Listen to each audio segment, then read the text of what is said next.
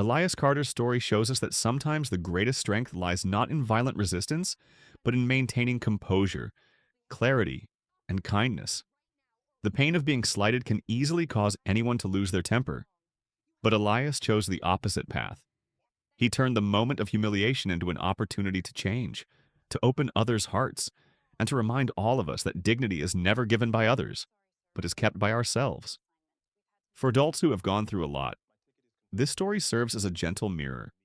It reminds us that kindness is not weakness, perseverance is not stubbornness, and sometimes we can make the biggest impact simply by standing firm in the face of adversity, rather than fighting back. Elias shows us that every injustice we face with equanimity leaves its mark on those who watch. A young employee changed, an airline changed, and he himself changed for the better. And the biggest lesson when faced with injustice: ask yourself, what legacy do I want to leave behind? Anger only begets anger, but kindness can spread far and wide. The cabin door slammed shut, as if an invisible hand were locking the space. Soft yellow lights hung from the ceiling of Skyline Air Flight 2275. Some passengers were already fastening their seatbelts. Others were still fumbling with their bags or checking their phones one last time before the plane pulled away from the gate. But in the middle of the economy plus cabin, right in the narrow aisle just wide enough for one person to stand, there was a figure that did not move at all. A black man, tall, sturdy, and strangely calm. Elias Carter. His charcoal gray suit was as crisp as it had been when he'd entered the airport nearly an hour earlier.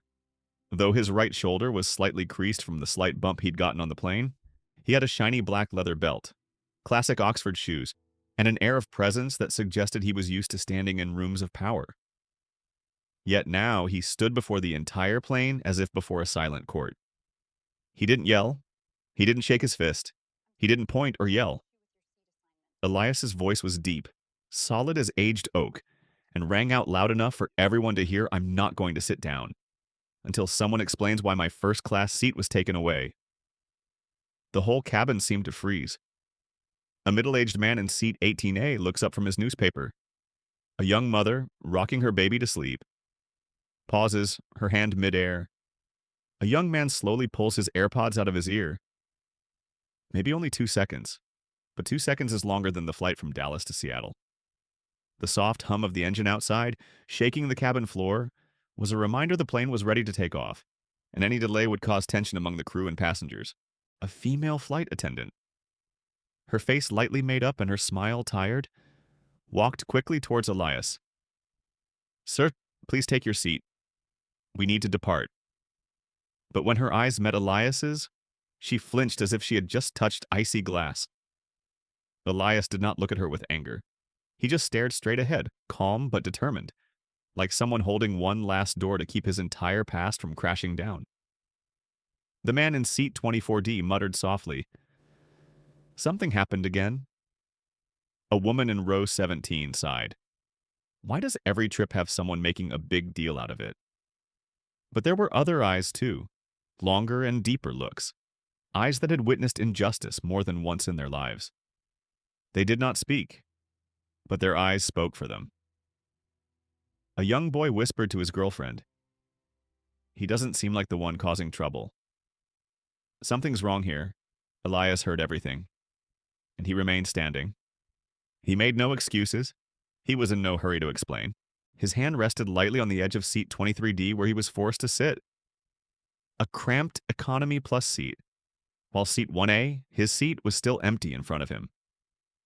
Completely empty, clean. No one was sitting in it. Elias still had his boarding pass in his pocket, the ticket that proved him right.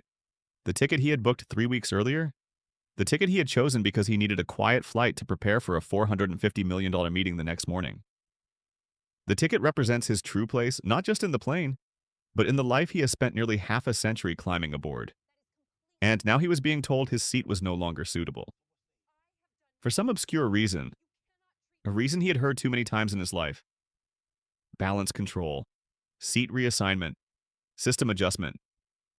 The words sounded technical, but he knew. His intuition knew. They weren't reasons. They were just a cloak. The truth was behind it. A young woman in seat 22F started to open her phone camera. No one told her to, but she did it. Instinct told her to. The man's strange silence told her that this was not normal. The flight attendant tried again. Sir, please sit down. Elias looked at her. Not angry. Not accusing. He spoke softly, each word slowly as if he wanted everyone to hear without him having to raise his voice. I will sit down. As soon as someone tells me the truth. The air seemed to quiet down. Even the sound of the engine outside seemed to fade. A little girl about 6 years old asked her mother, Mom, what's wrong with him? The mother squeezed her child's hand and answered softly as if afraid to reveal something. There are times when you have to stand up. Son? The words rang out at the right moment, like an emotional backdrop placed behind Elias's back. He closed his eyes for a split second. A deep breath. A moment so small yet so powerful. Because he didn't just stand up for a chair. He stood up because he was asked, do you work here dozens of times when he went to the office of the company he bought? Because he was stopped by security just because of a random check when he brought his VIP card. Because he was once rejected for a promotion just because he did not fit his image. And for all those like you, those who have to choose silence, those who don't have the chance to stand up in a crowded plane like this. Another black man, about 60, looked at Elias for a long time. He didn't say a word, but that look old, tired, but still smoldering gave Elias a strength everyone could see. Tension was rising by the second. Another flight attendant came over, her expression more serious, sir. If you continue to stand, we may have to call security. Elias opened his eyes. He said the words that would later make the whole of America talk. If the truth stops a flight, then the truth decides when it takes off. The cabin erupted in murmurs. Someone whispered, something big is happening. Someone else shook his head. Who is he? Why would he do that? A young man surfing the phone. Wait, I think I know this guy. But no one fully realized it. No one knew that the man standing in the middle of the aisle, so calm that he was almost motionless, was the CEO of a billion-dollar technology company. No one knew that in exactly 12 minutes, he would bring the entire plane and almost the entire airline to a complete halt. Little did they know they were about to embark on a story that would change the course of the entire airline industry for the next year.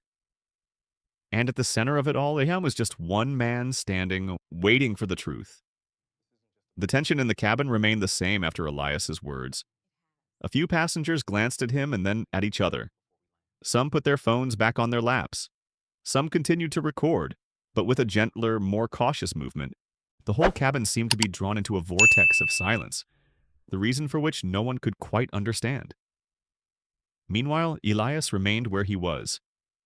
On the surface, he was completely calm, but deep inside, layers of memories began to open up that he did not want to touch. The memories came suddenly, light but sharp like a cold wind blowing through an old wound. As he stood in the cramped cabin, Elias recalled a fall morning many years ago in South Dallas. He was 12 years old.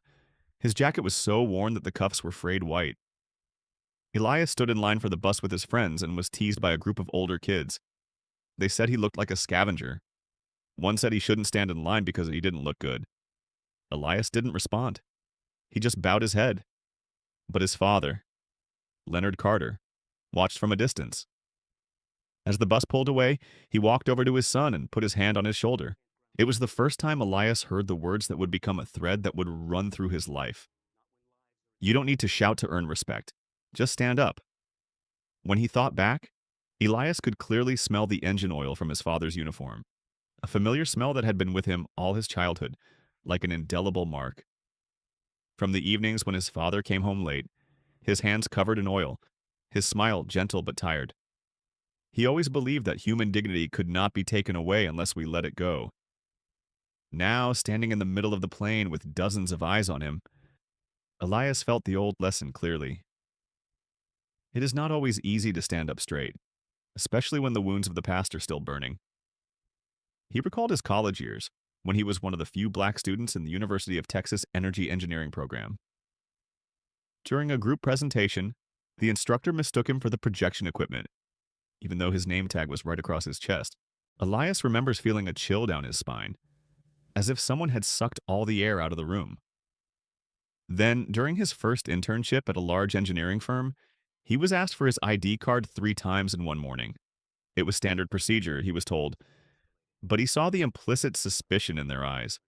That feeling, the feeling of being scrutinized, of being judged by the color of his skin instead of his abilities, haunted him throughout his youth. But Elias did not let it suffocate him. He chose to move forward, little by little, with the perseverance his parents had taught him.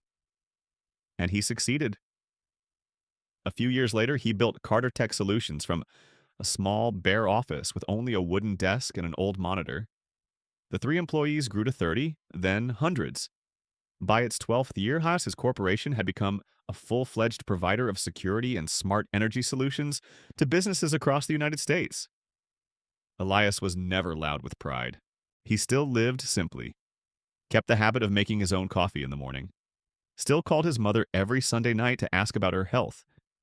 But deep inside him, there was still a part of him that stung every time he met a judging gaze from a stranger. And today, at the Dallas airport, when Molly Burns asked him if he was sure he used the right card to buy his first-class ticket, that memory stung again. Elias tried very hard not to overreact. He understood that many situations in life could be just misunderstandings. He told himself that he just needed to stay calm, give the necessary information, and everything would be resolved. But when Molly looked at him with a half-suspicious, half-scrutinizing gaze, then said the system automatically switched seats for technical reasons without any accompanying evidence, Elias knew something was wrong. A man like him, who has spent so many years being misunderstood and underestimated, can't help but notice when it happens again. Back in the cabin, Elias took a deep breath. His eyes fell to the cabin floor, as if searching for the ground beneath his feet. Then he looked up, his gaze still steady. He knew this moment was not just about him. An elderly passenger, sitting a few rows away, watched Elias for a long time before finally nodding his head in silent support. The man had a face that had seen many seasons, his eyes shining with deep sympathy. Elias responded with a very slight nod. Just that one nod was enough to tell him he was not alone. Meanwhile, the chatter in the cabin began to thin out. The initial confusion gave way to curiosity, then sympathy. A few people began to silently question themselves. Some thoughts, perhaps, began to change. At that moment, Elias felt 2 conflicting emotions rising inside him. On one side was the familiar weariness, the desire to ignore it, to pretend nothing had happened. On the other side was the call of dignity, the thing that had carried him all his life from a South Dallas boy to the head of a billion-dollar corporation. He didn't want noise. He didn't want confrontation. But he knew there were times when silence was a form of complicity. And today, Elias Carter cannot be complicit. Outside the window, the late afternoon Dallas sun streamed into the cabin, highlighting the fine dust particles floating in the air. The golden light touched Elias's cheekbones, making his face look calm but determined. The determination of someone who had been through more than anyone else could see. In that moment, Elias felt clearly his life had once again brought him to a crossroads of no return. But this time, he was not walking for himself. He was walking for something greater. And the plane still can't taxi. The tense silence in the cabin made each second seem longer than usual.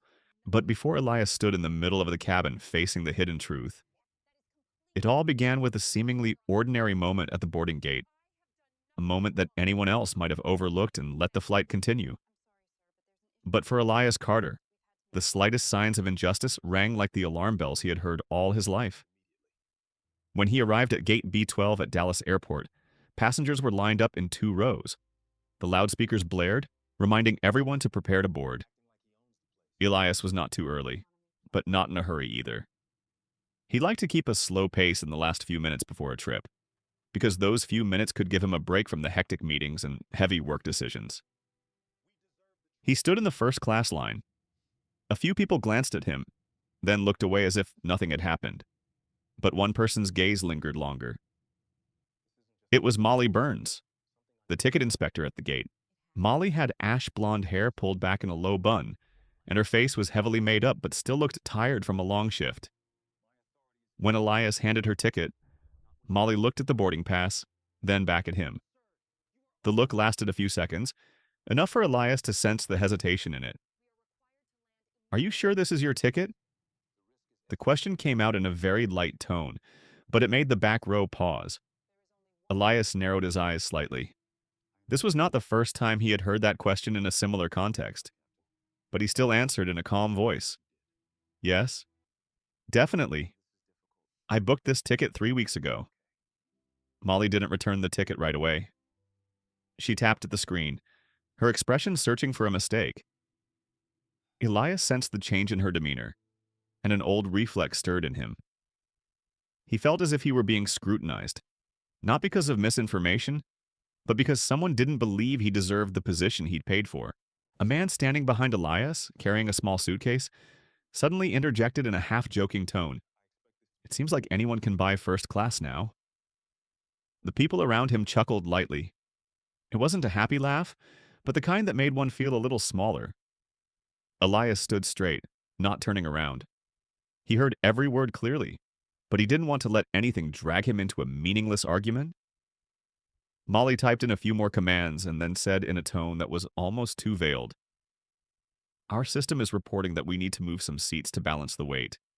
Your seat is on the adjustment list. You will be moved to Economy Plus, row 23D. Elias was silent for a few seconds. Not because he was angry, but because he was listening to every word to make sure he hadn't misunderstood. "I want to see the technical notice you mentioned." Molly looked up, confusion evident in her eyes. "I can't provide internal documents, but it's a system adjustment. Nothing serious." Elias looked deep into her eyes. He had seen that look many times in his life. The look of someone who knew their excuse wasn't really the real reason, but they chose to cling to it because it was easier than the truth they didn't want to face. In that moment, Elias saw his father's image appear like a shadow in the back of his mind. He had said that there are times in life when people choose to avoid the truth because it makes them feel uncomfortable. And the important thing is not to convince them, but to maintain one's own dignity. Elias spoke softly but firmly. "I understood, but my seat was 1A, and I needed to know the clear reason why I couldn't sit in the seat I had paid for." Molly frowned, trying to look tough. This was beyond me. If he didn't agree, the flight would be delayed. We had to keep boarding. A nearby assistant, Ryan, watched the scene with concern. He wanted to intervene, but the rising tension made him feel awkward, only looking away and back, as if not knowing what to do. The people behind began to whisper. An old woman spoke softly. "How strange. The front seat was empty and they said it was full," another young man said in a nonchalant tone. "He must have bought the wrong ticket." Elias heard it all, and he felt a layer of exhaustion and coldness rising.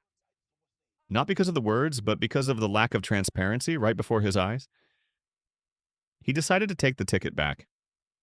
He nodded slightly and said 2 words to Molly. "I understand."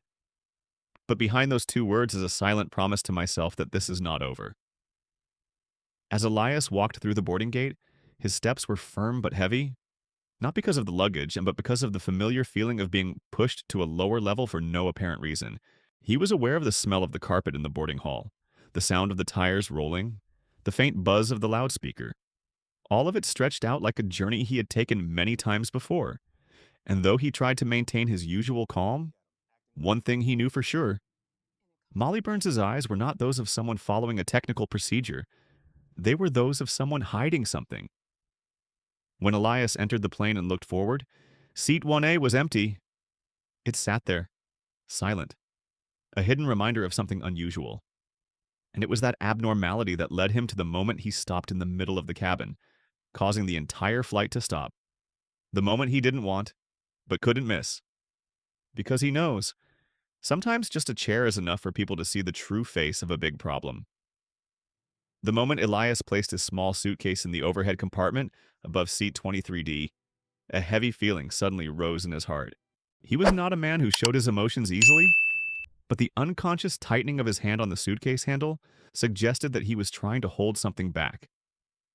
The smell of new plastic in the Economy Plus cabin wafted in, mixed with the rustling of passengers looking for seats. The atmosphere here was different from the first class section up front, where the seats were more spacious, the lighting was softer, and most importantly, where he had paid to belong. Elias lowered himself into the chair. The backrest was harder than he expected. A young woman sitting next to him, wearing headphones, glanced at him, then returned her gaze to her phone screen. The space between the two rows of seats was narrower than he was used to. His knees brushed the seat before he adjusted himself, trying to maintain his usual composure. The announcement blared, reminding passengers to fasten their seatbelts, but Elias didn't reach for them immediately. His heart was still filled with the strange feeling from the boarding gate. Something about Molly Burns's explanation didn't fit. It was like a hastily sewn cover to hide what lay beneath. A few minutes passed, and the cabin was almost full. A middle-aged man in the front row was talking on the phone, his voice barely a whisper.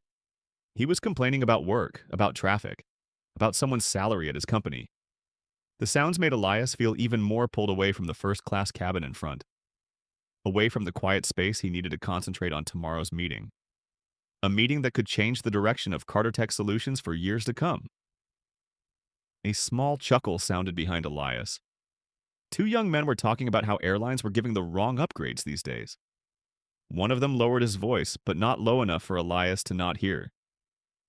No wonder when going to first class these days, you only see people dressed like they don't have money. The other person laughed. They must not have checked carefully. Elias sat still, staring at the back of the seat in front of him. Not a muscle in his face moved, but deep inside, a small wound felt like it had been touched. Not too painful, but enough to remind him that he was in a place where others thought he didn't belong. A young flight attendant walked by, her eyes accidentally landing on the empty seat 1A in front of her. From where she was, Elias could still see it through the gap between the two rows of seats. A wide, quiet seat, thickly cushioned, and most importantly, empty. He knew this feeling very well, the feeling of being pushed out of the place where he was supposed to be. Not with clear words, but with a reason that sounded technical but was actually baseless. Elias took a deep breath, letting it fill his lungs, then let it out slowly.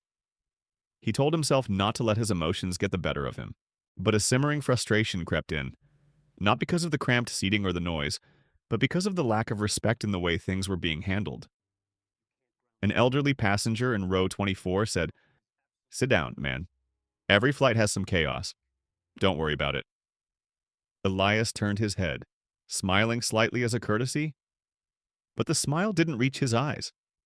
Elijah Carter had never been a complicated man. He valued mutual respect, but he also knew when something was more than a small matter. A moment later, the chief flight attendant walked past his row, checking the cabin before taxiing. When her eyes landed on empty seat 1A, she paused for a beat, a very small beat, but enough for Elias to realize something was wrong. She turned to talk to her colleague, her voice dropping to a level that would be barely audible to anyone standing nearby. "Is the front seat empty?" The colleague replied with a sentence that made Elias look up. The person had been transferred down, as requested at the gate. Elias felt his heart skip a beat. As requested. From Molly. He hadn't heard it, and the way his colleague said it made it clear the reason had nothing to do with engineering or weight balance. There was something behind it that the cabin crew didn't know about. At that moment, Elias felt a struggle within him. Part of him wanted to let it go, to let the flight go smoothly, to keep things from getting messy. But another, stronger part of him said that if he stayed still this time, he might stay still in similar situations in the future. And then it would happen to someone else, someone as defenseless as he was. Elias placed his hand on the seatbelt but did not pull it down. His gaze was fixed forward. Seat 1A was still empty. A space that was more than just a seat. It was a space of transparency. From behind, a female passenger's voice rang out with undisguised curiosity. How strange. I hadn't seen anyone being moved down yet, and the seat in front was still empty. The person beside her replied softly, "There must be some internal reason." Elias heard it all. He knew that the moment that had left him standing in the middle of the cabin later had not come from a sudden outburst of anger. It had come from the accumulation of such little things.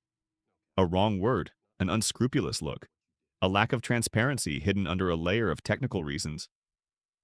As the plane was about to take off, the flight attendant asked everyone to fasten their seatbelts. Elias still hadn't put them down. He was looking straight at the cockpit. It felt like a voice was speaking from deep within his mind. It's time someone stopped this, and Elias knew very well. No one would do it if he didn't stand up for himself. At that moment, he took his hands off the seatbelt and stood up.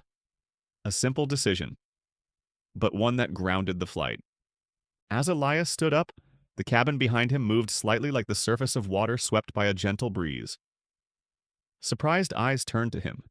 Some even tilted their heads to get a better look. No one really understood what he was doing, but everyone sensed that he wasn't standing just to stretch his legs. The engine hummed softly, a reminder that the flight needed to move. But Elias was not caught up in the rush. He calmly stepped out of seat 23D, placed his hands on the back of the seat in front of him for balance, and walked into the aisle. No one said anything. No one stopped him. There was no shouting or commotion. There was only the heavy, heavy footsteps of a man who had decided he could no longer stand silence. Elias walked slowly through the crowded seats. The white light of the Economy Plus cabin cast a soft light on his face, revealing his normally calm features. But there was something else in his eyes, a deep determination, born of years of standing in positions where others thought he didn't belong. As Elias moved forward, the cabin seemed to split into two worlds. Behind him, there was chatter, children's voices, and the sound of suitcases being pushed a little too hard. Up front, there was a velvety silence, with wide seats, soft lighting, and the faint scent of essential oils. It was first class. He stepped through the compartment curtain. The thick fabric brushed his fingers briefly before falling back, separating him from the bustle behind him and transporting him into a completely different atmosphere. The first-class space was so quiet he could hear the cabin pressurization operating. Elias paused for a moment, because right before his eyes was seat 1A, empty. The backrest was flat. The folding table was clean. There were no cups, no passenger coats, no sign that it had been kept for anyone else. The chair seemed to be telling him that everything he had been feeling all along was correct. A deep feeling of silence ran down Elias's spine. Not a feeling of being offended, but a feeling of realizing the truth was right in front of him, so clear that it could not be denied. Across the row of seats, a young black flight attendant was checking the first-class cabin. He had a young face, but his eyes were older, like someone who had seen things that were hard to put into words. When he saw Elias standing in front of seat 1A, he paused for a second. Their eyes met. A very brief look, but enough for both of them to understand each other without words. The steward was Marcus Bennett, and in his eyes, Elias saw sympathy, but deeper, a dull sadness, as if Marcus had seen this happen more than once.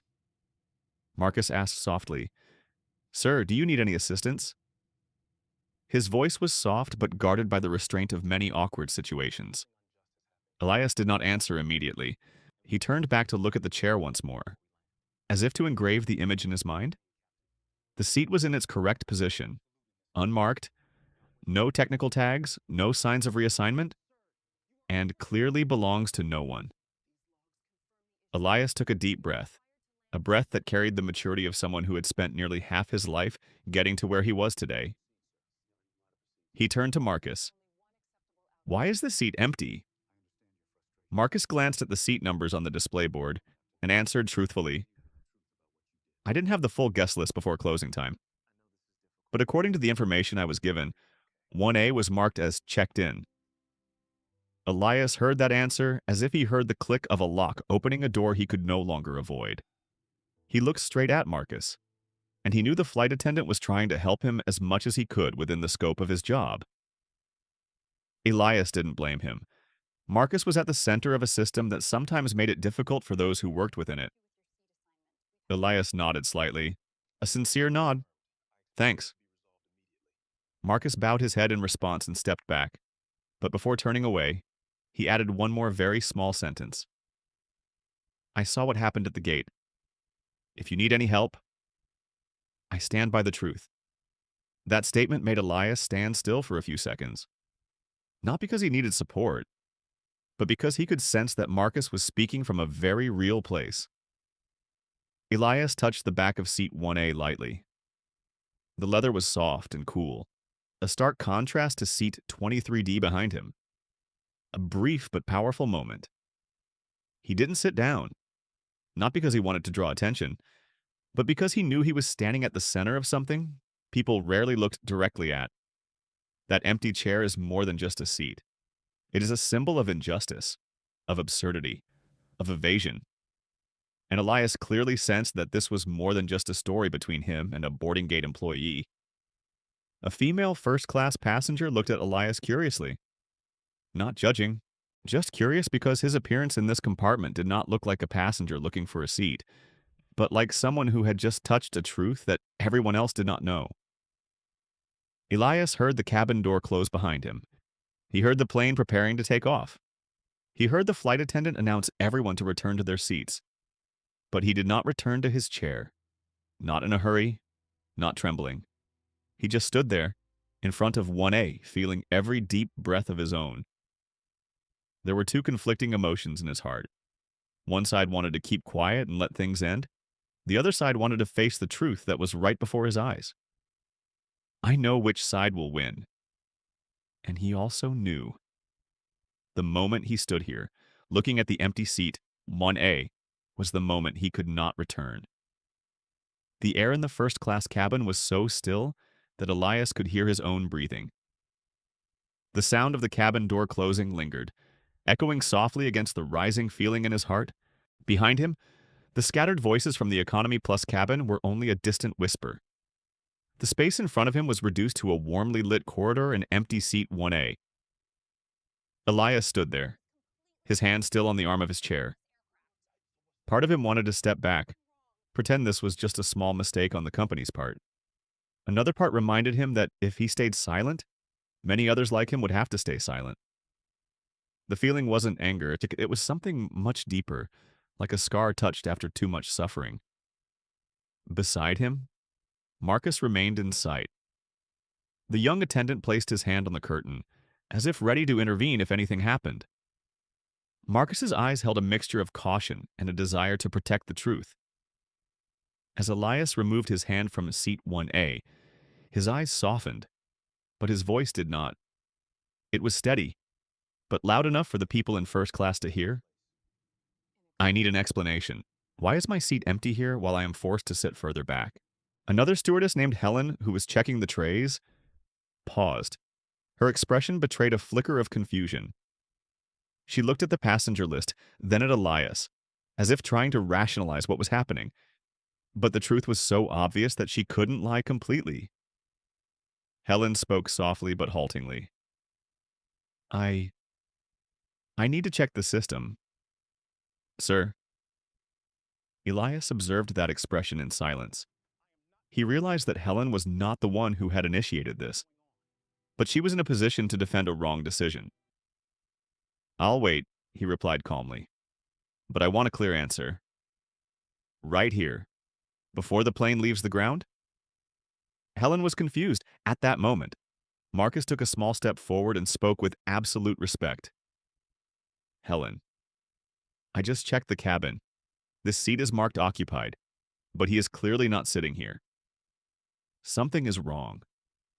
Helen gave Marcus a small, warning look, as if telling him not to interfere. But Marcus didn't lower his gaze. He just stood straight, with the calmness of someone who knew he was doing the right thing. A first-class passenger, a white man in his 50s, put down his magazine and frowned. I heard the argument during boarding. Seeing an empty seat now was not a good idea. Someone had to explain. A woman behind him added, not out of curiosity, but because everyone wanted the flight to be run transparently. The silence stretched like a pulled string. Elias felt the attention on him, but he didn't let it get to him. He spoke to Helen in a slow voice.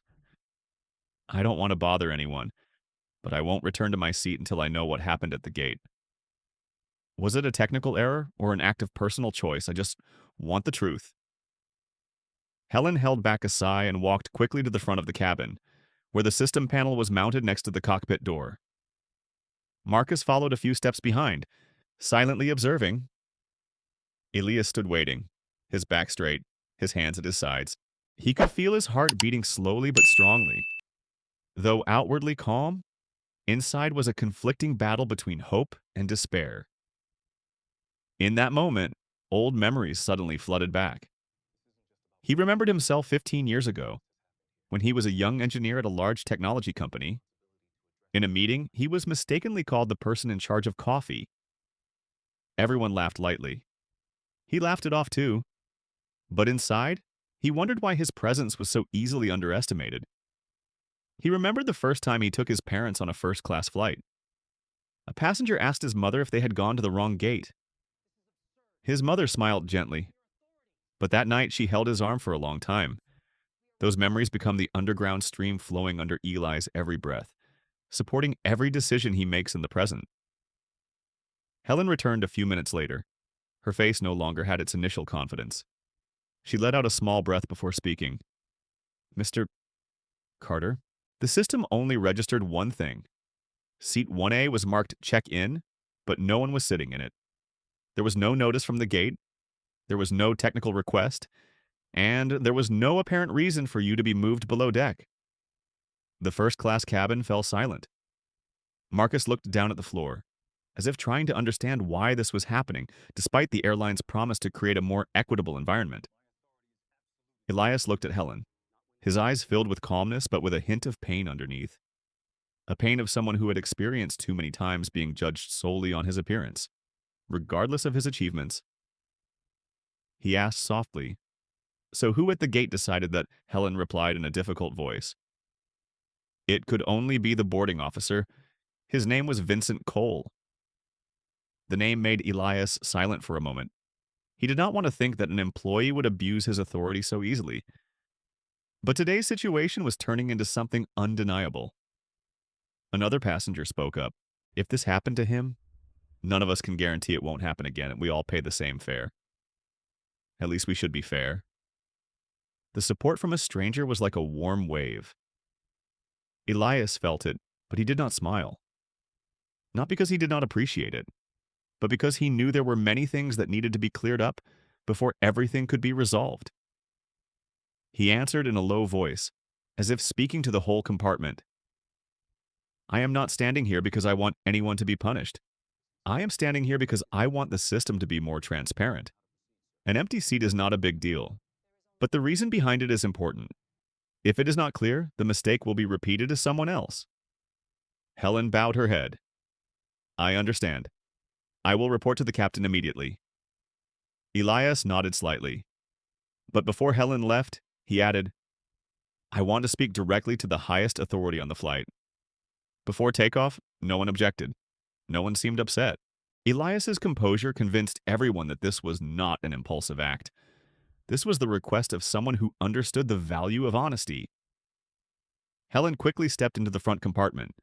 Marcus remained standing, watching, and when his eyes met Elias's, he nodded slightly, as if affirming that the truth always had someone on its side.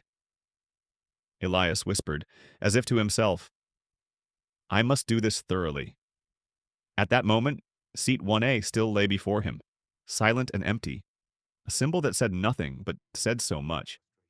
And Elias knew. He could not turn back. The only sound left in the first-class cabin was the gentle hum of the air conditioner, like the steady breathing of a plane waiting for the command to take off. All the passengers in the cabin turned their eyes to the cockpit entrance, where Helen had just disappeared after receiving Elias's request. Elias stood there, not leaning back in his chair, not taking his eyes off the space before him. His steps were steady, like someone preparing to face a truth larger than himself.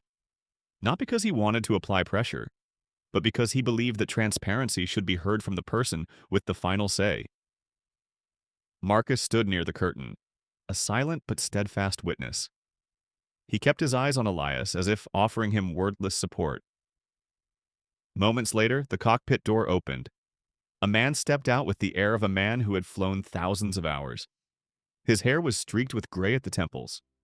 His eyes were sharp but not cold. This was Captain Richard Rogers, one of the airline's most senior pilots. As soon as the captain appeared, the atmosphere in the cabin seemed to change. The silence became more solemn. Passengers sat up straight. All conversation stopped. A man like Captain Rogers had the soft power to make others automatically take themselves seriously. He stopped in front of Elias and said in a calm voice, "I am Richard Rogers, in charge of this flight. I was told you asked to see me before takeoff. I want to know your problem." Elias looked him straight in the eye. It was not hostile, not accusatory, but clear. Clear in that grown-up way of saying the right thing. "Mr. Carter," spoke slowly and clearly. "I just wanted to understand why my seat in 1A was changed without any clear announcement. I was told it was for technical reasons, but the seat was still empty. There was no technical tag. No other passengers were assigned here. I just wanted a precise explanation." Captain Rogers did not answer immediately. He looked at chair 1A, as if reading the wordless story written on its smooth leather surface. Then he turned his eyes to Marcus and Helen, searching for a nod of confirmation. Marcus spoke slowly. "Captain, seat 1A is marked occupied, but Mr. Carter was not seated here, and no engineering request was sent down to the cabin." Helen added in a lower voice, "Captain, the system did not record any reason for the seat change. No order." Captain Rogers frowned.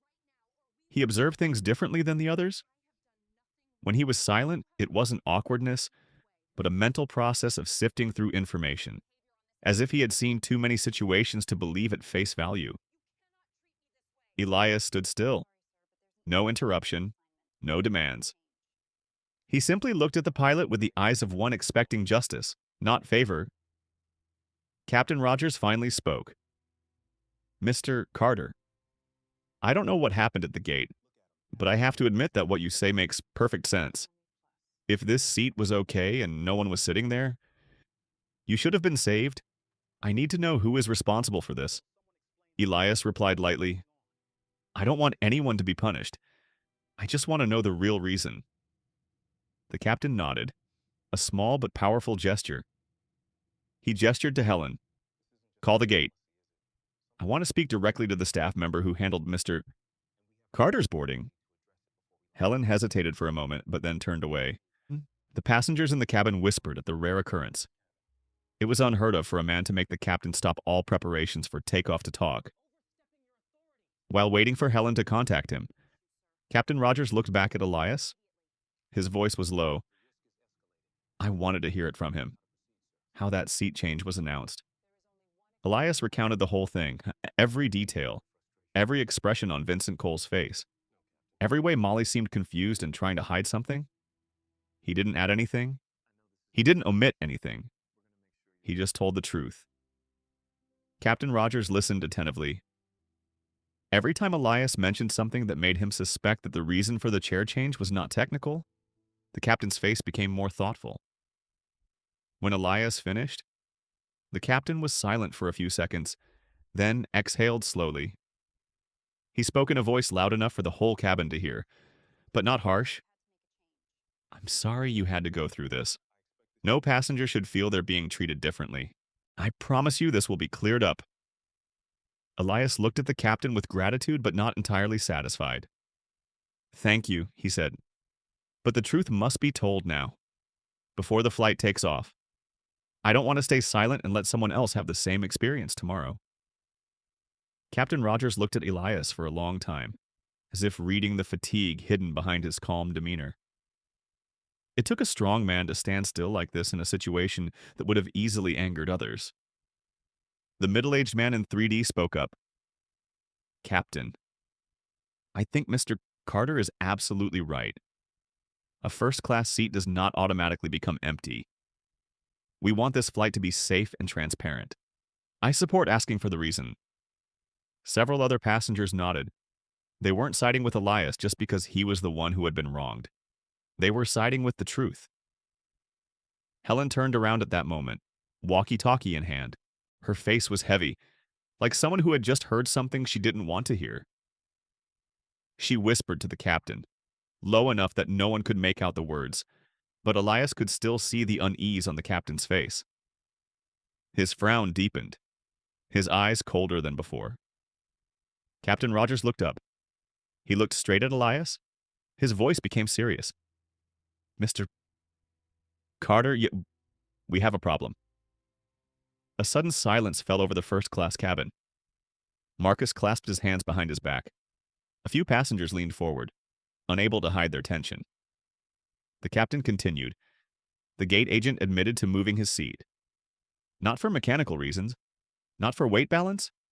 The only reason listed was internal marking. Elias felt something in his chest tighten slightly. Not pain, not shock, just confirmation of his hunch. The captain continued, and he could not rationally explain why that mark was applied to him. There was a general murmur among the passengers. One woman whispered, "What was this, if not abuse of power?" The whole cabin was in an uproar of suppressed indignation. Captain Rogers looked at Elias, his voice dropping lower for the first time, as if the fact made him feel disappointed in his own airline. Mr. Carter, I need you to know that this is not normal, and it will not be ignored. Elias inhaled slowly. He said nothing for a few seconds. He felt his emotions go through 3 distinct layers. First, exhaustion from correct prediction, then determination, and finally, a calm deeper than when he had stepped off chair 23D. He said, "I thank you for your frankness. But I need to know next. Where should I sit so that the flight can continue without being unfair?" The captain did not hesitate.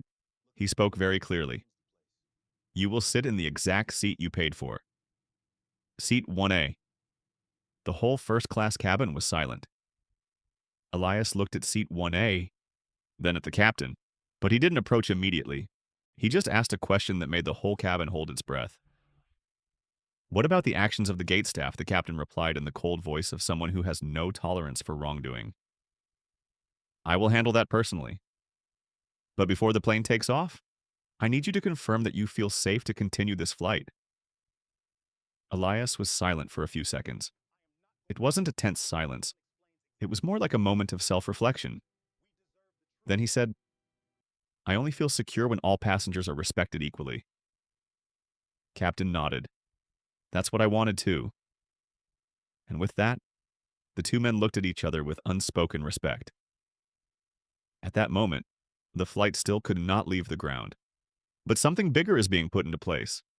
After Captain Rogers' firm statement that Elias must be seated in seat 1A, the first-class cabin fell into a peculiar silence.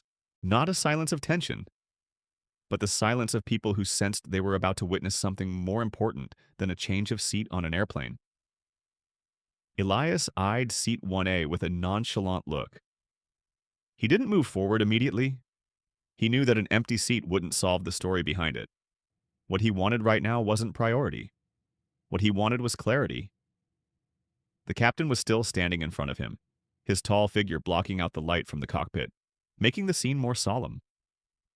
Marcus stood by the curtain, his hands behind his back, his eyes fixed on Elias. Helen stood a few steps away, her face showing worry and a hint of shame. She knew that what was happening on this flight would not only affect Elias, but would also be a test for the entire crew. Elias took a deep breath, then spoke in a calm but clear voice. "Before I sit down here, I want everyone to know one thing. This is not because I want a better experience. It is because I want all passengers, especially those like me, not to be judged by things that have nothing to do with the ticket they bought."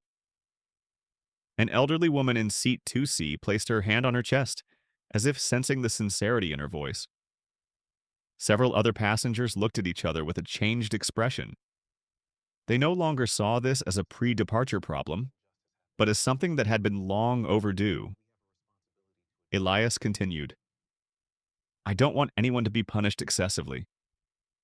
I just want the truth to be put in its proper place. Marcus, who had been silent since the captain's arrival, took a small step forward. No one signaled. No one invited him. But he stepped forward like someone who felt that what he was about to say was something he could no longer keep to himself. The captain looked at Marcus, and a few passengers turned their heads. The whole cabin seemed to hold its breath. Marcus spoke, his voice low and shaky at the beginning, but steadying quickly. Captain, everyone, I say this not as an employee of the company, but as a black man. Elias looked at Marcus, his eyes softening. Marcus swallowed and continued. It wasn't the first time I'd seen something like this. It wasn't always obvious. It wasn't always serious. But there were moments when emotions dictated decisions, and people like Mr. Carter were often the first to be swayed.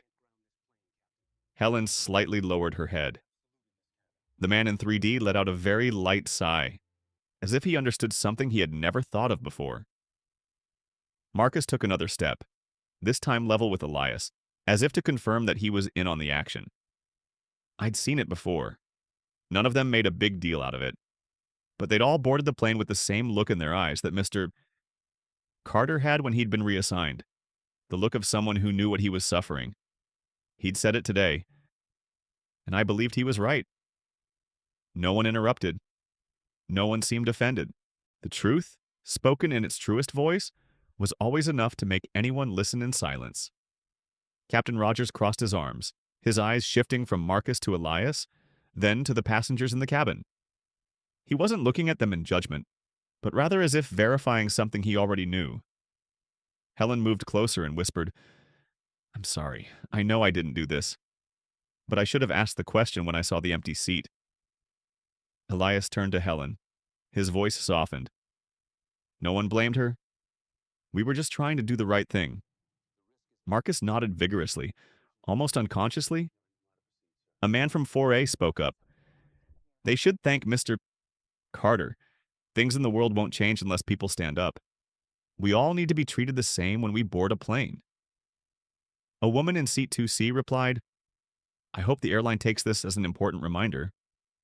The words were spoken in fragments but unanimously. No one in the cabin saw Elias as a troublemaker. They saw him as someone who had dared to say what they had all been feeling for a long time, but had never had the chance to say. Captain Rogers stepped forward as if to end the conversation and put things back in order. But instead of giving orders, he spoke to Elias with a sincerity that was rare for a man who always maintained a serious expression. Mr. Carter, I appreciate your calm, and I want you to know that your actions today mean more than just one flight. I'll make sure this is handled properly as soon as we land. Elias nodded. Thank you. Captain, all I ask is justice. Marcus tilted his head, as if to say he had just done what 100 men before him had not done. But no words came out. The captain stepped aside and spoke softly. Please return to your rightful place. Elias looked at chair 1A again. This time, his eyes were not as heavy as before. Not because everything was over, but because he knew he was on the right path. He placed a hand on the armrest, feeling the smooth, cool leather. He sat down slowly, adjusting his posture. Leaning back slightly, no one applauded. No one cheered. But respect spread through the cabin like a gentle breeze. Marcus smiled softly. Helen let out a long breath. The captain nodded slowly, as if confirming that everything was back in place. Elias lowered his hands to the table in front of him, feeling the cool metal under his palms. A sense of peace crept into his mind. Not the peace of victory, but the peace of doing what was right in his heart. The flight remained stationary on the taxiway, but in first class, something major had just been adjusted, and Elias understood perfectly well. Today, he didn't just win back his seat. He won back his respect. As soon as Elias settled into seat 1A, a feeling of calm crept into his chest. He leaned back against the soft leather surface, taking a deep breath, as if to let his mind return to normal breathing. But that peace only lasted for a few seconds. As Captain Rogers returned to the cockpit, A low but powerful announcement rang out in the cabin. Attention, passengers. We will be delaying taxiing to the runway for a few minutes. The crew is dealing with an internal issue. Thank you for your patience. There were murmurs from behind. Some looked confused. Others looked at Elias as if wondering what was going on. But no one seemed annoyed. Most of them understood that this delay was no small matter. It was something more significant than a few minutes of pause. Elias saw every movement in the cabin. A young flight attendant zipped up the safety bag. Helen adjusted her uniform. Marcus walked slowly to the door, his face slightly tense as if waiting for something unexpected. The atmosphere changed as the plane door opened again. The sound was soft but clanking, causing everyone to turn their heads. From the corridor leading to the plane door, a man appeared. His light blue shirt, his name tag reflecting the light, his gait a little stiff. It was Vincent Cole, the one who took Elias's place. As Vincent entered the cabin, silence fell. No one called his name. No one uttered a word of reproach. But the eyes of the passengers, the crew, Marcus and Helen, all made the atmosphere noticeably heavier. Vincent didn't look as confident as he had at the boarding gate. His hair was a little disheveled, his shirt a little wrinkled. He looked like he'd had an uncomfortable conversation before coming in. Captain Rogers followed a few seconds later. He wasn't hurried, he wasn't angry, but there was a seriousness in his eyes that told you he was serious. When the two stopped in front of the first-class compartment, Helen bowed her head. Marcus stood still. Elias didn't move, just looked straight at them. Captain said, "Vincent, this is Mr. Carter, and this is his chair. I want you to say again, in front of everyone involved, why you marked chair 1A as Mr. Carter's." Vincent swallowed. He glanced at Elias briefly, then avoided his gaze as if it carried an uncomfortable weight. He turned to the captain, trying to keep his demeanor professional. "Yes, Captain. It was just a mistake in the list processing." The captain did not answer immediately. He just looked at Vincent, his eyes so cold that normal people would find it difficult to bear. He spoke slowly. What mistake? Vincent took a small step back. His voice lowered. "I think the passenger is not up to first-class standards." A few passengers sighed. A woman gasped in disbelief. Marcus clasped his hands behind his back. Helen closed her eyes for a second as if to hide her discomfort. Captain Rogers kept his voice calm. What standard? Vincent was silent. He bowed his head, then looked up again, his eyes wandering out the window as if searching for an escape from the question. But the look only made the cabin feel more cramped. Elias sat up straight now, his hands resting lightly on the armrests. He didn't speak, but his silence only made Vincent more confused. The captain moved closer, just a step, but enough for Vincent to feel the scrutiny. He asked again, his voice lower. "What criteria made you think Mr. Carter was unsuitable?" Vincent exhaled sharply. Not a calm breath. Finally he spoke. "I think he wasn't a first-class passenger. I thought someone had priority. No one believed it. Not one person. Elias knew it. Marcus knew it. Captain knew it. And because no one said it, the truth became all the more obvious." The captain stood still for a moment. He looked straight at Vincent, his eyes showing that he was assessing every expression, every breath, as if trying to peel away the last thought. He asked the last question, the one that left Vincent with no way to avoid it. "You changed Mr. Carter's chair because he was black." "Right." The air in the cabin seemed to stop. Vincent opened his mouth but couldn't speak right away. He glanced at Elias, then at the ground, then at the captain. Finally he said, very quietly, "I didn't mean to. But maybe there was some of that, an incomplete admission. But enough. Enough to make the cabin go silent as if someone had just sucked all the air out of the cabin." Elias closed his eyes for a moment. Not from pain, not from anger, but because the truth had finally been told, incompletely, without courage. But it had been told. Captain Rogers took a step back and took a deep breath.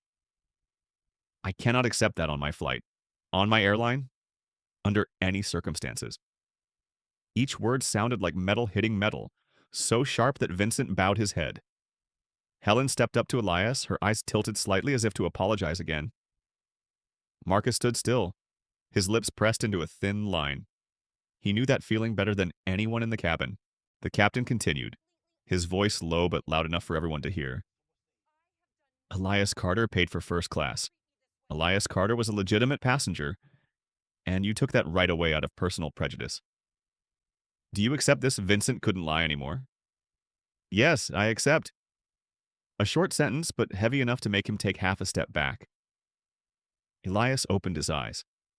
There was no anger in his gaze, only a deep, quiet sadness, like an old wound reopened. The captain turned to Elias. Mr. Carter, idiot, this will be referred directly to the airline's disciplinary department. But right now, I want to know if you are willing to continue the flight. Elias looked around the cabin, at Marcus, at Helen, at each of the passengers who had silently joined him with sincere eyes. Then he spoke. I'll continue, not because it's completely resolved, but because I know there are people on this team who are trying to do the right thing. Marcus bowed his head deeply, as if taking her words to heart. Vincent stepped back out of the cabin. He didn't look at anyone. He didn't apologize. He didn't defend himself. The plane door closed behind him, closing a chapter of truth that had just come to light. Captain Rogers returned to the cockpit. Helen returned to her post. Marcus stood still for a few seconds, then looked at Elias with respect. And the plane, after a long silence, was finally ready to move. But the atmosphere in the cabin was never the same again, because everyone has just witnessed one thing. Prejudice only exists until someone is calm enough to face it. The plane slowly rolled out of its parking space, its tires making a soft metallic sound on smooth asphalt. The sound was usually unnoticed, but today, to Elias, it rang differently.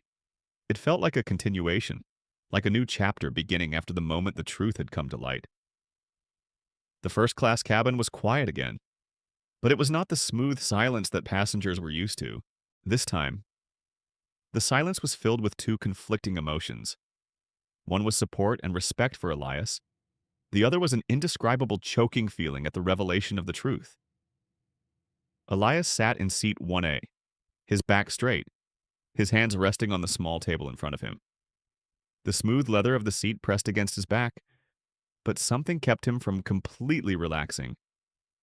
His mind seemed to linger on the moment when Vincent had admitted what everyone had already guessed. Marcus stepped closer, standing beside him for a few seconds, as if he wanted to say something but hesitated. Then he spoke, his voice so low that only Elias could hear. Thank you for not being silent. Not everyone has the composure to do that. Elias looked up, his gaze soft but deep. Thank you. Marcus, without you here, things would have been much harder. Marcus smiled slightly. I only speak the truth, and the truth sometimes needs someone to speak it for it to be seen properly. Then he returned to his position, his shoulders straighter than before, as if this story had given him more reason to be confident in himself. Not far away, Helen was arranging the serving trays, her hands shaking slightly. As she passed Elias, she stopped. I apologize for not asking more clearly at first. That should have been checked from the beginning. Elias smiled gently. It wasn't her fault. What mattered was that she did the right thing when it mattered. Helen bowed her head in thanks and walked away. A male passenger in 3D leaned forward and spoke just loud enough. Mr. Carter, I don't know you, but I respect the way you're handling this. It's made me think more about things I never thought about. Elias replied slowly. Thank you. I only did what I believed was right. The man nodded and leaned back. Though it was only a small exchange, it eased the tension in the cabin, as if a layer of tense fog had lifted. But while some in the cabin welcomed the change with gratitude and understanding, others were left with a different feeling. A woman in red in row 2A was silent, staring out the window, as if trying to piece together what had just happened with what she knew about society outside. She wasn't disagreeing with Elias. She was just thinking more than she knew. The slight movement of the plane caused the cabin to vibrate ever so slightly. The seatbelt sign went off. Captain Rogers announced calmly that the plane was preparing to taxi to the main runway for takeoff. But before his voice faded from the loudspeaker, Elias sensed that it wasn't just the plane that was actually moving, but also the perception of the people sitting in this compartment. Elias closed his eyes for a moment, behind his eyelids. Memories of years of trying harder to be seen as everyone else surfaced. Meetings where he had to prove his competence more than anyone else. Flights where he was asked if he needed help with luggage. Business dinners where the waiter handed him the check instead of his partner. It all came down to a deep sigh. But alongside those memories, there are images of the people who stood up for him today. Marcus, Helen, the passenger in 3D, the woman in 2C, and Captain Rogers, who used his powers to cut through all excuses and hold on to the truth. When Elias opened his eyes, the plane was already approaching the runway. The wing lights flashed against the cabin walls, illuminating the space with pulses of light. Helen walked over. "Mr. Carter, could I serve you some water or tea before takeoff?" Though her voice was still a little shy, there was genuine respect in her eyes. Not the respect an employee had for a first-class passenger, but the respect a human had for someone who did the right thing. Elias chose water. Helen poured it into a small glass and set it on the table before him. The water reflected the cabin light in a shimmering pattern. He picked up the glass, feeling the coldness spread through his fingers, calming his heavy thoughts. A moment later, Marcus approached again. This time, it wasn't to say anything major. He just wanted to check if Elias needed any further assistance. But as he stood beside him, he blurted out something he didn't expect. "You know what I respect most about you?" Elias turned and asked softly. What Marcus answered in a low voice.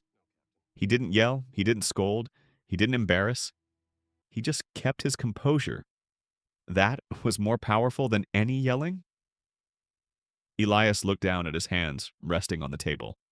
The tiny calluses on his knuckles reminded him of years of work he had spent maintaining his dignity. Calmness was not inborn. It was cultivated over a lifetime. The plane moved into takeoff position. The engine began to rev, vibrating softly underfoot. The air in the cabin was as tense as a well-tuned bowstring. Elias looked out the window. The night sky outside was opening up a new journey. The taxiway lights stretched out like guiding dots. He felt as if he were being led from an old chapter into a cleaner, more straightforward one. At that moment, he felt a hand touch his shoulder. It was Marcus. He spoke softly. "If you need me to tell the truth when the agency investigates, I will." Elias looked at Marcus for a long moment and then nodded. "Thank you.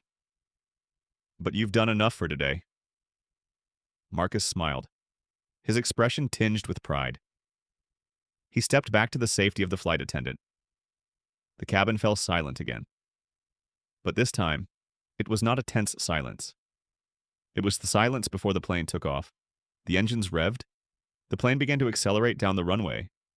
Outside the window, lights stretched into a blur. In the first-class cabin, everyone was silent. No one said a word. But everyone felt that what they had just witnessed would stay with them longer than this flight. Elias gripped the armrest lightly. He felt the pressure as the plane lifted off the ground. A tiny click sounded inside him, like the unlocking of an old, long-closed door. As the plane's wheels left the runway, Elias knew one thing. You are not alone. And today, many others see it too. As the plane steadied at tens of thousands of feet, the engine hum became steady, like the deep, long breaths of a giant animal gliding through the night sky. The cabin was dimly lit. Not too dark, but enough to make everyone feel like slowing down. In that space, Elias let his eyes follow the outline of light from the window, the faint glow of stars hidden by a thin layer of clouds. But his mind was not in the sky. It was somewhere else. Another time. Another person. His father, Harold Carter. Whenever he faced something that touched his deepest wound, his father's image returned as a shadow so clear that Elias could almost hear his voice echoing beside him. His father was a strong, quiet man with deep, bright eyes that seemed to contain a never-ending stream of thoughts. He had worked in a machine shop for many years. His hands were rough. His shirt was always covered in metal dust. But his smile was always kind. Elias remembers when he was 8, his father taking him for a walk down a narrow road that led through a black neighborhood in South Dallas. It was a hot day, so hot that the pavement was hot, leaving long shadows on the ground as they walked. As they walked, his father spoke words that Elias still carries with him, like a part of his backbone. Elias, in this life, you may be looked down upon by people without any reason. But the important thing is that you never look down upon yourself. Little Elias did not fully understand those words, but he remembered his father's tone clearly, a tone that contained both strength and gentleness, as if he had placed a hand on his son's shoulder without touching it. Now, sitting in first class, where he had once been stripped of his rights by a silent judgment, Elias felt more deeply than ever the truth of what his father had taught him. Sometimes, to live right, you don't need to raise your voice, you just need to stand up straight and look straight. He smiled very slightly, a smile not of joy, but of remembrance, of gratitude, of the realization that without those words, he would not be sitting here so calmly. Helen walked over and saw that he was looking into the distance. She hesitated for a few seconds. She said softly, "Mr. Carter, I will bring you a warm towel. It is colder than usual at this altitude tonight." Elias nodded. "Thank you." Helen left, leaving a warm silence between him and the memories still lingering in his mind. The plane shook slightly as it passed through the strong wind. A little girl in the back of the plane let out a small gasp, followed by her mother's soothing voice. The sounds reminded Elias even more of himself as a child, sitting in the back of his father's old truck, clutching his books, listening to the heavy but familiar sound of the engine. Dad once said, "You will see times when people will decide your worth based on the color of your skin. But that is only true if you believe what they think." Elias took a deep breath, this time not to calm himself, but to pull the memory back to him as a comfort. Suddenly there was a soft sound. Someone in the back row clinked a glass of water. A middle-aged woman stepped up to Elias, her voice soft as if afraid to disturb him. "Sir, let me say this. I saw it all. I have 2 sons, and I just want them to grow up the way you stood up to injustice." Elias was a little surprised. He turned around and looked at the woman with a warm smile.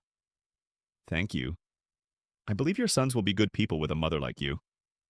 The woman paused, her eyes slightly red. Then she smiled and returned to her chair. It was only a moment, but it made Elias think of his father again. The things his father taught him had not only helped him stand firm, but also helped him become a person who could make others feel safe. At that moment, Captain Rogers turned on the small light in the cabin. He stepped out of the cockpit. No one expected him to appear at that moment, but his presence did not make anyone uncomfortable. On the contrary, the cabin seemed quieter when he passed by. He stopped right next to Elias. "I'd like to have a word with you, if you don't mind." Elias nodded. The captain sat down lightly on the empty chair nearby, his eyes no longer as tense as when facing Vincent. Instead, there was the sincerity of someone who knew he had just witnessed something that deserved respect. "Mr. Carter, I've been flying for many years, and what happened today is not something new to this society, but it is something I never want to see on my flight. I'm sorry you had to go through it." Elias replied slowly, "Captain, you did nothing wrong. What you did made me and everyone else feel like someone was on the side of justice." The captain looked down at Elias's hands. He said, "I don't know what your parents taught you, but the way you control your emotions, and I've never seen it in many people." A warmth spread through Elias's chest, not because of the compliment, but because the captain had accidentally touched a chord that was vibrating inside him. "My father always said that calmness is the power that makes others stop and think." The captain nodded. He was a wise man. They were both silent for a few seconds. It was a comfortable silence, like that between two adults who were understanding something in common. Then Captain stood up. "If you need anything, just tell the crew. I will assist you as much as possible," Elias replied in a low voice. "Thank you, Captain." When the captain returned to the cockpit, Elias leaned his head back against the seat. He closed his eyes, letting his father's voice resound in his mind once more. "Remember this, Elias. There will be days when you have to walk through the cold of this world alone, but you are never truly alone if you keep yourself." Outside the window, the night sky was wide, deep, and still. The plane continued to fly steadily, as if carrying Elias and his old lessons into a new light. And in that moment, he knew that tonight's journey was more than just a flight. It was a reminder of his roots, of the father who built his silent strength, and about why you should never bow down to injustice. After the conversation with Captain Rogers, the first-class cabin fell into a light silence. Not the heavy silence like when Vincent was being questioned, but a thoughtful silence, as if each person was looking back at a part of themselves, reflecting on the injustice of the moment. Elias opened his eyes and realized that many of the passengers were still looking at him, but it wasn't a curious or scrutinizing kind of attention. It was more like respect, and a little like untold stories were looking for a place to be told. A young woman sitting in seat 2C stood up and walked over to him. She was wearing a brown cardigan, her face gentle but her eyes were moist. "Mr. Carter? May I sit down for a moment?" Elias nodded. "Of course." She sat down on the chair next to him, took a deep breath as if preparing to say something she had never said to a stranger before. Her voice trembled slightly. "Just now, when I saw the way he calmly stood up for what was right, I thought of my father. He was treated badly in a store because he was black. But he didn't say anything. He just sat in the living room that night for hours and no one could call him." Elias listened, his eyes softening. She continued, "I was young and didn't understand. But as I grew older, I realized he had felt that way all his life. Looking at him today, I wish my father could see someone else doing what he couldn't." Elias bowed his head slightly, then spoke softly. "Not everyone can stand up in every situation. Sometimes silence is also a way for people to protect themselves." The girl smiled sadly. Maybe true, but he had done what so many people wish they could do. She placed her hand on her chest, as if to hold back the emotions that were surging up. Then she returned to her seat. But before she left, she said something that made Elias feel his heart sink. "Thank you for letting me see hope in strangers." Elias watched her back, a warm and choking feeling rising in his heart. It made him think of his father again, of the silent pain that previous generations had borne for their children. About a minute later, an elderly man in row 3B stood up. He leaned on the armrest and walked slowly. His silver hair reflected the soft light in the cabin. "Mr. Carter, I don't want to keep you long, but I think I need to say this." Elias smiled. "Yes, please." The man exhaled slowly at it, as if releasing some burden. "When I was young, I believed the stereotypes that society had instilled in me. I thought black people were inferior. I don't think I was a bad person, but I was wrong. And it took me years to realize that." Elias was silent for a moment. The man continued. "When I saw that he didn't get angry, didn't insult, didn't threaten anyone, I felt ashamed of my old thoughts. He made me want to be a better person. And I believe that on this flight, I wasn't the only one who felt that way." Elias did not answer immediately. He looked into the old eyes before him, seeing such honesty that it was difficult to keep calm. Finally, he spoke. "Changing your mind is not easy, but if you want to change, that's a good thing." The man smiled and gently touched Elias's shoulder, a small but meaningful gesture. As he returned to his chair, Elias felt a warmth spread through him. A few minutes passed, and it seemed like everything was over.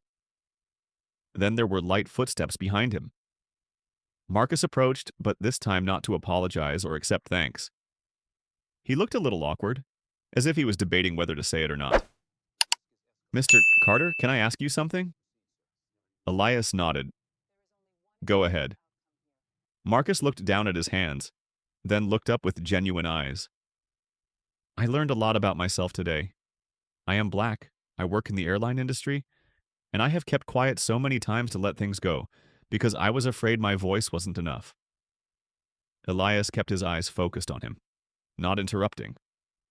Marcus continued, "But as I watched him stand up and remain calm, I thought perhaps I had underestimated the power of composure. I wanted to know, how did he stay calm in the face of injustice?" Elias leaned back in his chair, his eyes staring into the distance through the hazy cabin air.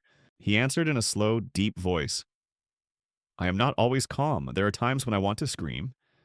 But my father used to say that when you are angry, people only see anger. When you are calm, they are forced to face the truth." Marcus swallowed. So he didn't choose silence, but he also didn't let anger define his actions. Elias nodded. "That's right. Being calm isn't weakness. It's a way to keep control in your own hands." Marcus stood still for a moment, then spoke softly. "I hope one day I can be as strong as you," Elias replied. "You were strong. You stood up for what was right when it was needed. Not everyone can do that." Marcus smiled, small but real. He bowed to Elias before returning to his position.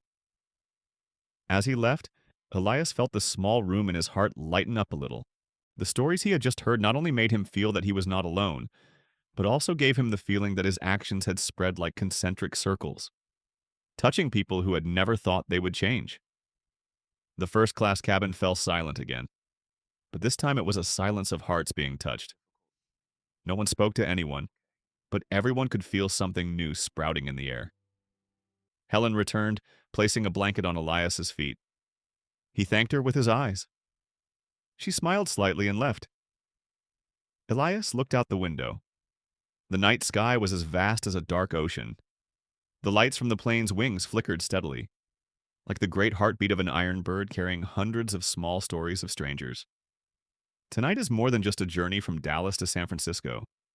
It is a journey of realization, of words unsaid, of old wounds reopened and partially healed.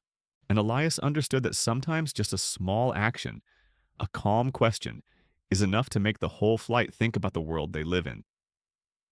As the plane began to descend, the pale blue light in the cabin gradually increased as everyone prepared for landing in San Francisco. A low murmur of voices echoed throughout first class, but no one spoke loudly. It felt like everyone was putting their thoughts into place after an emotional journey. Elias opened his eyes after a few minutes of silence. He could feel the change in the atmosphere, not just the tension, but the fact that everyone was less tense, but more thoughtful. He looked out the window. The strips of lights on the ground began to appear through the thin layer of mist, creating soft patches of light. Marcus stepped forward, holding onto the edge of his seat to steady himself as the plane shuddered. Something about his face was different than before. He spoke in a low voice. "Mr. Carter, I have something to say before we land." Elias looked up. "I'm listening." Marcus took a deep breath. "I was standing nearby when it happened at the boarding gate. I heard everything more clearly than most people think. And what I felt was fear. Not fear for myself, but fear that I thought he would be angry. I've seen passengers react violently in much smaller situations." Elias listened silently. Marcus continued. "But when he chose to be calm, I saw something change in myself. I realized that sometimes anger only makes things worse. But calm can make someone stop and face things." Elias answered softly but firmly. "I know how it feels. You're not the only one who's ever feared you'd cause trouble. But today you were brave. You stood up. You told the truth. Not everyone can do that." Marcus bowed his head in thanks and returned to his position. But before leaving, he said one more thing. Today I learned something I think I will remember for the rest of my life. Elias watched him, feeling a sense of relief spread through his chest. It wasn't pride, but the feeling that his actions had not only touched others, but had also planted something good in them. Helen walked up behind Marcus. She placed her hands on the back of the chair in front of her and leaned down slightly. Mr. Carter, I want to thank you for making things easier for the crew. If you had reacted differently, the flight might not have continued so smoothly. Elias smiled. I only did what I thought was right. You are the ones keeping the flight safe. I respect that. Helen looked at him with sincere eyes. Having passengers made our job harder. But he made us remember why we chose this job. Because sometimes, just one kind person is enough to keep us going. She left after adjusting her uniform, but the smile on her lips made the cabin a little brighter. The plane shook more violently as it entered the cold wind near the ground. The stars above began to disappear behind a thick layer of clouds. Captain Rogers' voice came over the loudspeaker to announce that landing was imminent. Just then, the elderly man in row 3B walked over, holding onto the back of the chair to keep his balance. He spoke slowly. Elias, I know we've only known each other for a few hours, but I feel like I just learned a greater lesson than I've learned in years. Elias looked at him, his eyes slowing as if to take in every word. The man continued. In my life, I have passed up many opportunities to say the right thing because it didn't concern me. But when I saw young Marcus stand up with you, I knew that the time for change is not a matter of age, but of will. Elias asked softly, what did he want to change? He took a deep breath. I want to be a father my children are proud of. And I think I'll start by talking to them about this. Elias was moved. He did it. The man put his hand on Elias's shoulder, then returned to his seat as the plane shook more violently. Outside, the sky turned a pale gray as a thin layer of fog obscured the stars. The city lights below gradually expanded, like a luminous map paving the way for their landing. Just then, another sound rang out, soft, but filled with emotion. A passenger whispered to the person next to him, I have never seen anything like it tonight. This flight will be the story I tell forever. Elias heard it, though he didn't turn. His heart felt it clearly, a warm beat through his thick coat. The plane descended more quickly. The cabin tilted slightly.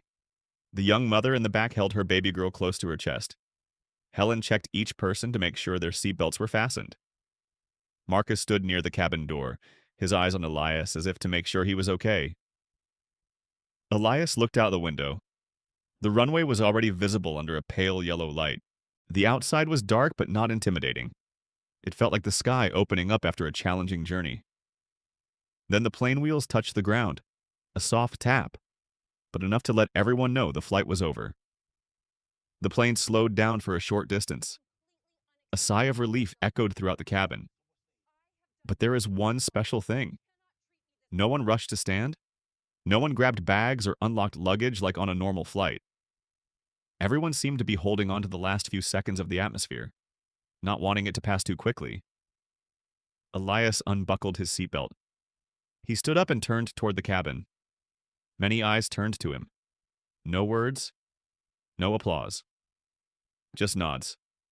Warm looks like silent thanks. Marcus was the first to approach. He smiled slightly. Thank you for everything. Mr. Carter, Elias replied. Thank you. Marcus.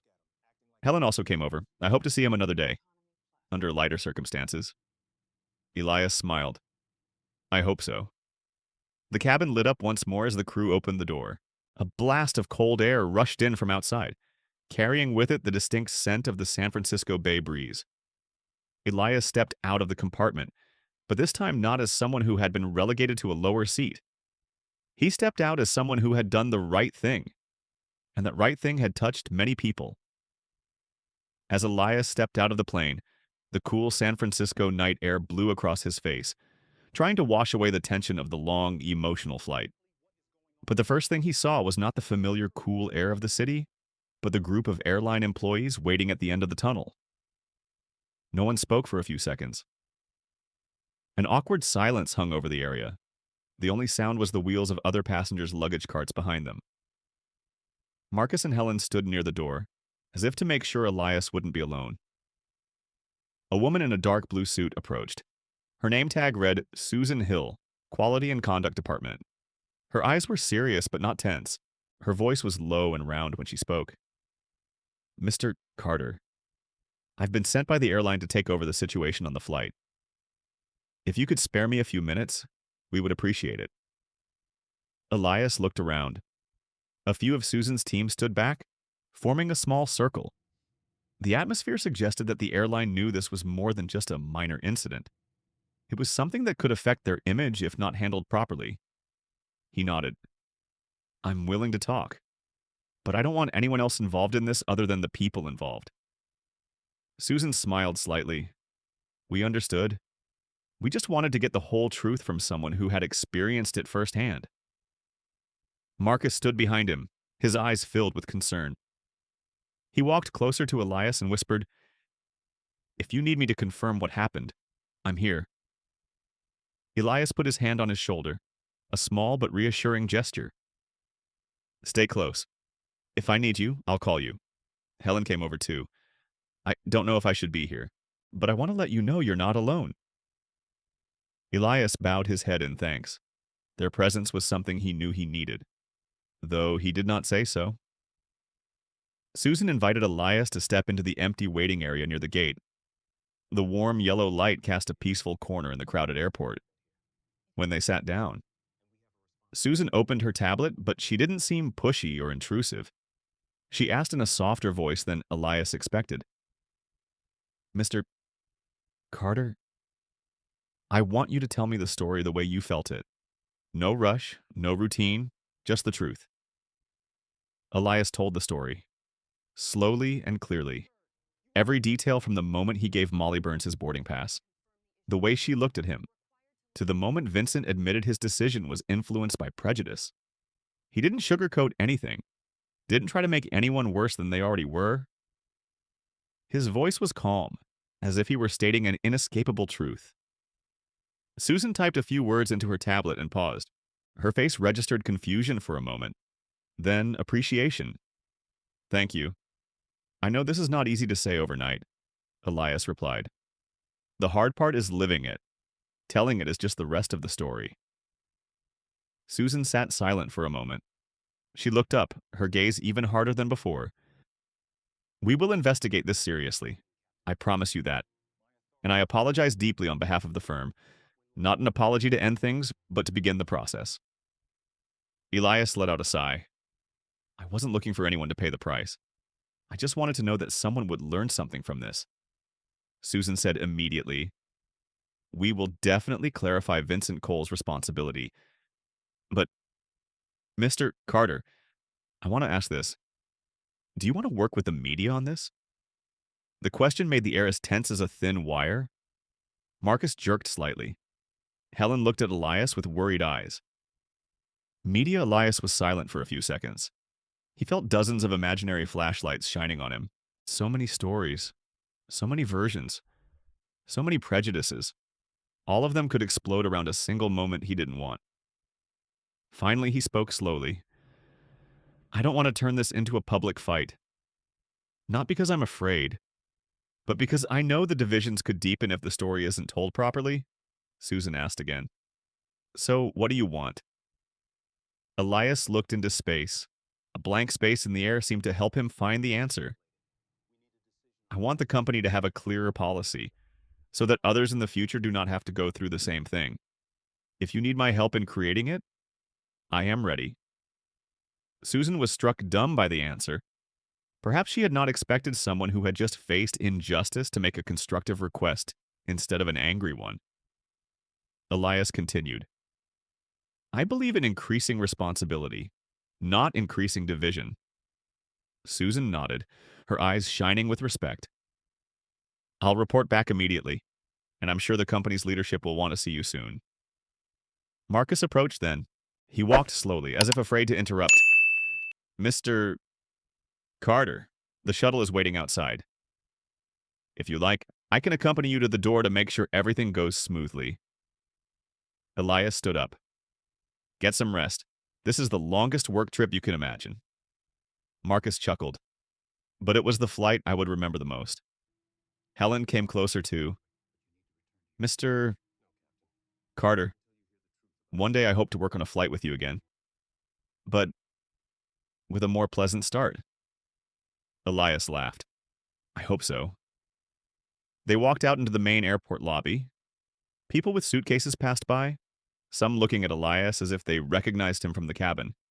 Some just passed by without paying any attention. But Elias didn't care.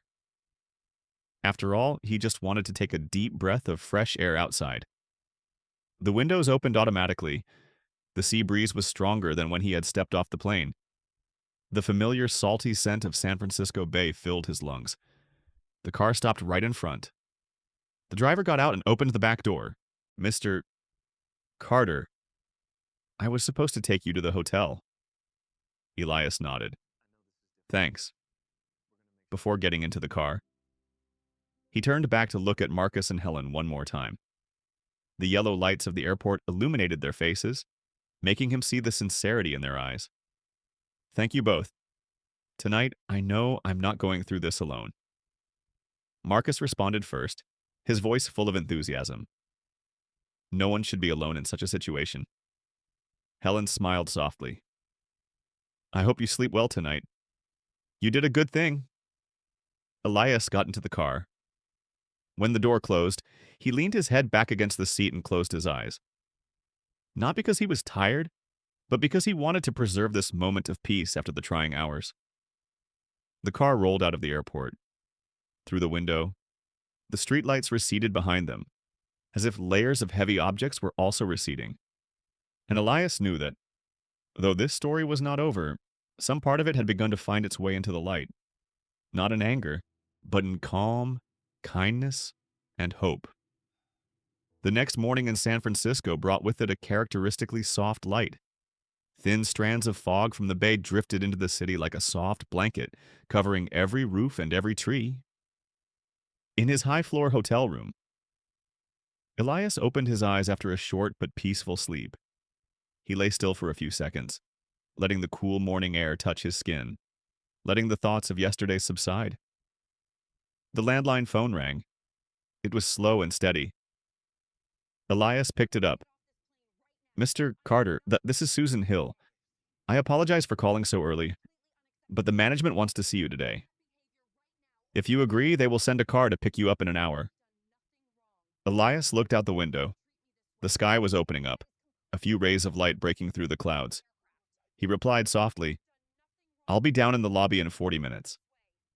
When he hung up, the tension was gone.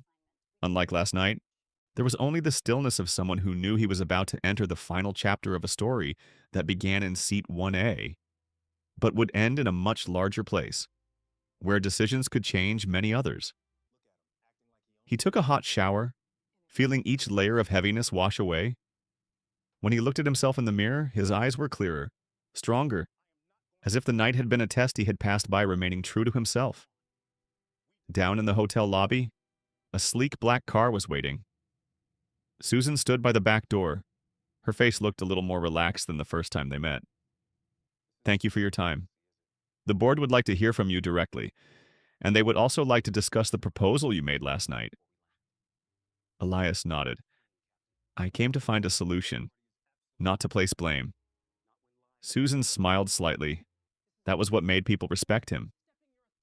The car rolled through the tree-lined streets, past the oceanfront, where the water reflected the pale morning light. Elias sat still, his hands resting on his thighs, feeling the passage of time like a current that brought him closer to another turning point. When the car stopped in front of the airline's main office, Susan led him into the 8th-floor conference room. It was a large room with glass windows overlooking the Bay Bridge. Inside, 3 people were waiting. A silver-haired man with the calm demeanor of a longtime president. A sharp-looking young woman, probably the human resources director, and another man, with a serious but warm face, who was introduced as the Diversity and Equity Program Manager. All 3 stood as Elias entered. The chairman extended his hand first. Mr. Carter, thank you for your time, and sorry for what you had to go through. We want to understand better to make sure this doesn't happen again. Elias sat down, feeling the solemnity of the room, but not letting it make him uncomfortable. He told the story again, more concisely, but leaving out everything that needed to be said.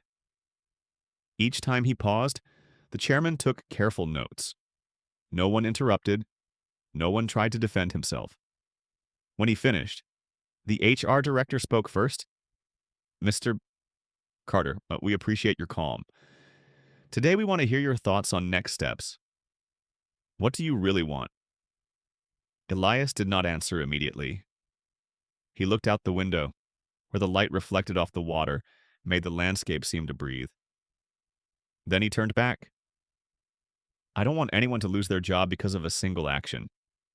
But I do want this company to look deeply into the causes, not just Vincent, but the system that allows bias to exist silently without anyone noticing. The whole room listened in silence.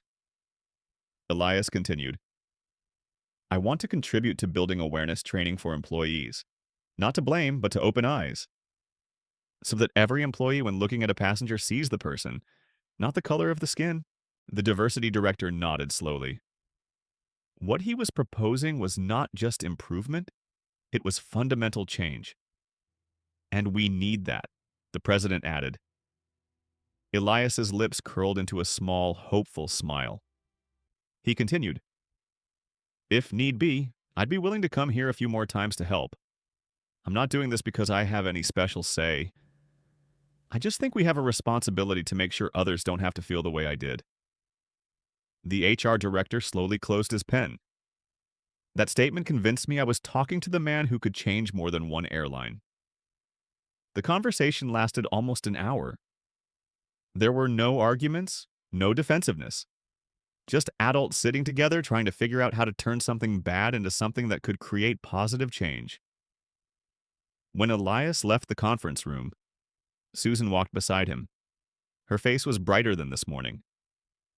Mr. Carter, they really appreciate your offer, and I believe we will invite you to participate more often in the future. Elias replied lightly, I'm willing if it helps someone feel like they have a place too. Susan stopped at the elevator door. I thought, not everyone can stand up without hurting others. He was one of the few who could. Elias just smiled. Sometimes kindness speaks louder than any yelling. In the afternoon, and when he returned to the hotel, the sunlight had broken through the clouds, bathing the city in a soft, golden light. He walked a short distance along the bay shore. The gentle waves lapped against the concrete banks, creating a soft, repetitive sound. A group of children played nearby, laughing loudly. An old man sat fishing. A small radio played old jazz. Everything was very ordinary, very human. Elias stopped near the railing, looking down at the rippling water. He didn't think about the flight anymore. Didn't think about the person who had offended him. Didn't think about the investigation process or the new policy. He thought of his father, of the words he had taught him when Elias was not yet old enough to understand their depth. You will have days when others will make you feel small, but you must never make yourself small. A light breeze blew through his collar. Elias closed his eyes for a second, as if to keep that sentence in his heart. When he opened his eyes, the water before him reflected the sunlight into shimmering shards. A sense of peace spread from his chest. Yesterday was just a flight. But it became a bigger story because there were many people standing up for what was right. Not just you. Elias turned his back to the shore and walked away. Though his steps were slow, he already had a clear answer in his heart. I will keep going. I will keep my cool when I need to. I will keep standing up when I have to. And I will keep doing what is right, even when no one is watching. Because there are seemingly small moments on an airplane that are enough to open up a better future for many others. Elias Carter's story shows us that sometimes the greatest strength lies not in violent resistance, but in maintaining composure, clarity, and kindness. The pain of being slighted can easily cause anyone to lose their temper. But Elias chose the opposite path. He turned the moment of humiliation into an opportunity to change, to open others' hearts, and to remind all of us that dignity is never given by others, but is kept by ourselves. For adults who have gone through a lot, this story serves as a gentle mirror. It reminds us that kindness is not weakness, perseverance is not stubbornness, and sometimes we can make the biggest impact simply by standing firm in the face of adversity, rather than fighting back. Elias shows us that every injustice we face with equanimity leaves its mark on those who watch. A young employee changed, an airline changed, and he himself changed for the better. And the biggest lesson when faced with injustice, ask yourself, what legacy do I want to leave behind? Anger only begets anger, but kindness can spread far and wide. Thank you for taking the time to join me on this emotional journey. If the story makes you think, touches a corner of your memory, or brings you a little warmth, please leave a like, share with your loved ones, and subscribe to the channel so we can continue to tell each other healing, humane, and meaningful stories. Are you ready for the next video? I'm waiting for you there.